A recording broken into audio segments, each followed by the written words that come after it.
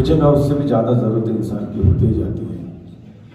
लेकिन इंसान का सबसे ज़्यादा खर्च कहीं होता है, जिंदगी की कमाई कहाँ खर्च होती है? तो बच्चों की एजुकेशन और हॉस्पिटल।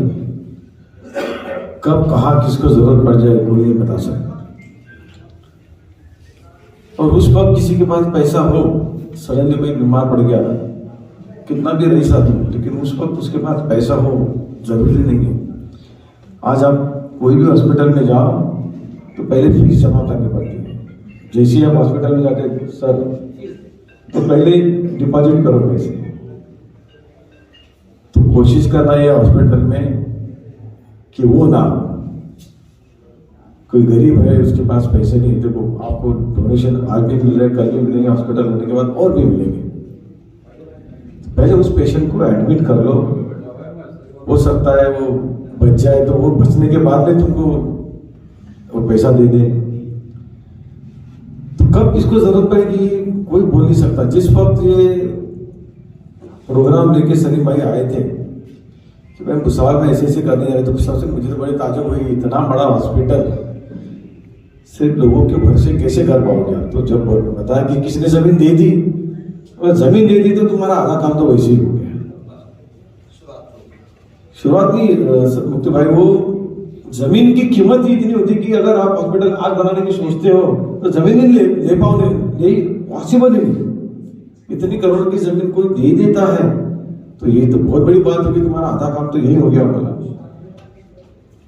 ये बिल्डिंग बन जाएगी सलीम भाई, तुमको मेरी जरूरत है बिल्डिंग बनने के बाद पड़ेगी, बिल्डिंग तुम्हारी खड़ी हो जाएगी। देने वाले भी दे रहे, बहुत सारा मिल जाएगा तुमको, पैसा मिल जाएगा, एक स्ट्रक्चर खड़ा हो जाएगा। ये स्ट्रक्चर खड़ा होने के बाद में जो लगना है, बिल्डिंग तो बनने के बाद में एक्चुअल काम शुरू होगा तुम्हारा सब, उस वक्त ही सब लगना है।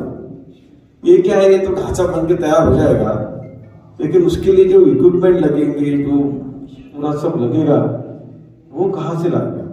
कोई मशीनरी कोई मजाक नहीं होती है। ये करोड़ों रुपया डाल के बिल्डिंग का ढांचा खड़ा कर देंगे, लेकिन उसके बाद में डॉक्टर, स्टाफ और जो इक्विपमेंट लगने वाले, वो बहुत बड़ी जिम्मेदारी बाद में आने वाली है। तो मैं आपको रास्ता बताऊंगा, वो जिम्मेदारी कैसे निभाई जाएंगी और कहां से संभालेंगे। दूसरी बात यह है कि ये हॉस्पिटल के रोड तो मैं बना दूंगा यहां तक आने का, लेकिन बड़ी दिक्कत आएगी, क्योंकि ये जब हॉस्पिटल बनेगा तो ये यहाँ की ट्रैफिक और बढ़ जाएगी। यानी खड़का चौक से लेकर यहाँ आने तक का बहुत ही ज्यादा ट्रैफिक बढ़ जाएगा। और अभी जो मैं देख रहा हूँ, तो रोड तो मैं आगे से बना रहा हूँ, लेकिन जैसे एंट्री है वहां का माहौल आप देखेंगे, किसी की जान 1 मिनट के लिए भी जा सकती है, 1 मिनट की देरी वो किसी की जान लेके जा सकती है। तो कोशिश करो सब मिलके कि जो एंट्री है वहां भी मैं रोड बनाने की, हाईवे वाले तैयार है, लेकिन वो एंट्री इतनी कंजस्टेड हो गई है कि कल को अगर ये हॉस्पिटल बनने के बाद में कोई इमरजेंसी एम्बुलेंस आती है और उसको ही वहां जाने के लिए जगह नहीं मिलेगी। आगे तो रोड बन गया, वहीं से अगर उसको लेट हो जाता है तो क्या करोगे? तो सब मिलके कोशिश करो कि वहां का भी, मैं ये भी जानता हूं कि कोई ठेले लगे, कुछ है, उनकी रोजगारी का सवाल है, कहीं और उनको शिफ्ट करेंगे, लेकिन उनको कन्विंस करो कि पर्टिकुलर ये रोड पे कोई चीजें ना खड़ी करें, कोई गाड़ियां कुछ जो भी ठेला है वो वहां ना खड़ा करे, ताकि यहाँ जो भी एम्बुलेंस है जिसको भी आना है वो आसानी से हॉस्पिटल तक आ जाए, क्योंकि हॉस्पिटल काफी अंदर है, यहाँ तक आने के लिए और मशक्कत है। तो वो चीजें भी अपने को ध्यान में रखनी है। और आपने बहुत अच्छी बात बताई कि मदरसे बनते हैं, मस्जिदें बनते हैं, उसी तरह एजुकेशन और हॉस्पिटल। मैं तो कहूँगा मुफ्ती साहब की एक मदरसा, एक मस्जिद नहीं बनी तो चलेगी, लेकिन एक हॉस्पिटल बनना उससे ज्यादा जरूरी है। आप मस्जिद में क्यों जाते हो? अल्लाह से दुआ मांगने जाते हो। आपकी दुआ कबूल होती है क्या? किसी को मालूम है? पता नहीं किसी को उसकी दुआ कबूल होती है कि नहीं होती है। लेकिन इस हॉस्पिटल में जो भी हेल्प करेगा और जिसकी जान बचेगी उसके घर वाले जो दुआ आपको देंगे वो अल्लाह को मानती है, उनकी दुआ अल्लाह जरूर कबूल करेगा और वो पुण्य आपको मिलेगा।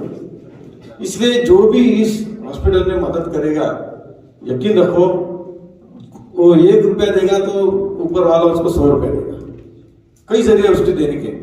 और मेरी तो कोशिश है कि मैंने उस वक्त भी बोला था कि मुझसे क्या चाहिए, जहां आप स्टॉप हो जाओगे कि भाई ये रुक गया है अभी, उस वक्त मुझे बोलना कि रुक गया, आगे क्या करना है, मैं बताऊंगा आपको आगे क्या करना है। और कभी कभी बुराई में से अच्छाई निकल के आती है। कोरोना के काल में, कोविड के काल में आपने सबने देखा, सबने महसूस किया, लेकिन उसी वक्त एहसास हुआ कि हॉस्पिटल कितने जरूरी है। लेकिन एक अच्छे काम की जरूरत है, बुराई में से ऊपर वाले ने भेजा वो वायरस, लेकिन अच्छाई के लिए भेजा कि बहुत तुम ज्यादा इधर उधर उछल रहे हो, मेरे आगे तो कोई नहीं है, तुमको क्या करना है नहीं ऐसे सीधे तरीके से समझ में आता क्या, तो ये भेज दिया। तब जाके समझ में आया कि हॉस्पिटल कितना जरूरी है, इंसानियत कितनी जरूरी है, एक दूसरे को हेल्प करना कितना जरूरी है, उस वक्त समझ में आया। और जिनको उस वक्त हम ये सड़क के छिछोरे लड़के बोलते हैं, लेकिन उस वक्त वही छिछोरे लड़के काम में आते थे, वही काम में आते थे, वही लोगों को उठाना, हॉस्पिटल में लेके जाना। वो डरते नहीं थे उस वक्त, जिसको हम टपरी बोलते हैं ना, ये सब सड़क के टपरी क्या बैठे रहते हैं, क्या करते हैं। उस वक्त वही लड़के काम में आए जो जिनको हम नाकाम समझते हैं, वो बेचारे उठा के उसको हॉस्पिटल लेके जाना, किसको मदद करना, सब उस वक्त कुछ बच्चों ने किया। तो मैं उनका भी शुक्रिया अदा करता हूँ कि बुरे वक्त में वो काम में आया। एक बहुत ही किसी ने भी बात करते करते बताया कि वो जो गरीब लोगों को उनके घर तक पैसे पहुंचाते हैं, लेकिन मुझे वो इतना, ठीक है वो अच्छा ही काम है, लेकिन उससे अच्छा काम है कि उनके घर में किसी को रोजगार देना, ताकि उसको ये नौबत ना आए कि वो आपकी चकात उसको लेनी पड़े। ये उससे ज्यादा अच्छा काम आप कर रहे हैं कि उसको रोजगार देने की कोशिश करें कि उसके घर में कौन कमा सकता है, चलो भाई उसको रोजगार दें ताकि वो किसी के आगे हाथ ना फैलाए। ये बहुत ही अच्छे काम है। और मैं तो सलीम भाई का गलती से तो कभी कभी फोन लगा देता था, आपको याद होगा, फोन किसी और को लगाना होता था जिसका नाम सलीम भाई, फोन इनको लग जाता था। और अरे सलीम भाई, ये ना मैं सलीम चिड़िया वाला, आपको लग गया क्या, गलती से हमेशा उनको फोन लगता था, लेकिन लग जाता था फोन। मेरी काफी तारीफ कर दी उन्होंने, लेकिन मैं बता दूं आपको कि भाई जैसे इन्होंने बताया कि ऊपर वाले ने भेजा है तुमको, तो कुछ करने के लिए भेजा, ये मैंने सब किया नहीं, उसी ने करवाया मेरे हाथ से, मैं को बताऊंगा। और गवर्नमेंट की तरफ से मुझे नहीं पता कि इसमें सर ने भी मुझे बताया कि आप क्या कर सकते हैं। मेरे